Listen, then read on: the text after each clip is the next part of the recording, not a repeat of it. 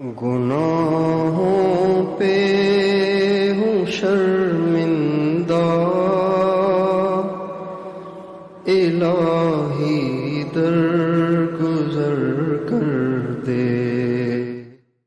پہلے گھر کچے ہوتے تھے، چھتیں بھی کچی ہوتی تھیں، زمینیں بھی کچی ہوتی تھیں، دیواریں بھی کچی ہوتی تھیں، پنکھے بھی نہیں ہوتے تھے، ہاتھ کے پنکھے ہوتے تھے۔ اب فرش بھی پکے، دیواریں بھی پکی، چھت بھی پکی، اور گھر میں پنکھے بھی لگ گئے، ایئر کنڈیشن لگ گئے۔ پہلے زمین کچی تھی اور اس کو جھاڑو بھی پھیرنا ایک مسئلہ ہوتا تھا، جھاڑو پھیرو تو غبار اڑتا تھا۔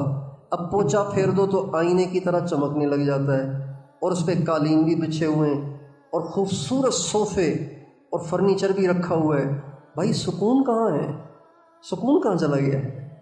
ہم نے سمجھا کہ گھر کو پکا کر لیں گے نا تو سکون آ جائے گا، ہم نے سمجھا گھر میں بجلی آ جائے گی تو سکون آ جائے گا، ہم نے سمجھا گھروں میں اے سی لگ جائیں گے تو گھر میں سکون آ جائے گا، ہم نے سمجھا کہ اگر گھر میں ماربل اور ٹائلیں لگ گئیں اور قالین بچھ گئے تو اس سے سکون آ جائے گا، جبکہ سکون کا تعلق فرنیچر سے نہیں ہے۔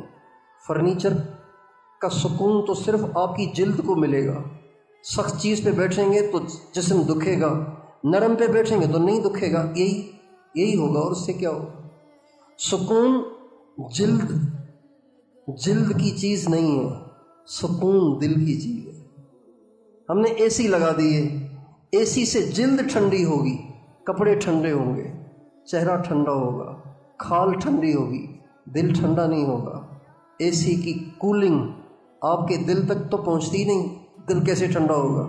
دل کو سکون کیسے ملے گا؟ دل کو سکون کیسے ملے گا؟ اللہ تعالیٰ فرماتے ہیں الذین آمنوا وتطمئن قلوبهم بذکر اللہ الا بذکر اللہ تطمئن القلوب۔ اے دنیا بھر کے انسانوں، اگر دل کا سکون چاہتے ہو نا تو مجھے دل سے یاد کیا کرو۔ جب دل اللہ کو یاد کرتا ہے نا تو دل کو ایسے سکون ملتا ہے جیسے مچھلی کو پانی میں ڈالنے سے سکون ملتا ہے۔ آپ مچھلی کو کسی ایئر کنڈیشن کمرے میں رکھیں، اسے سکون نہیں ملے گا۔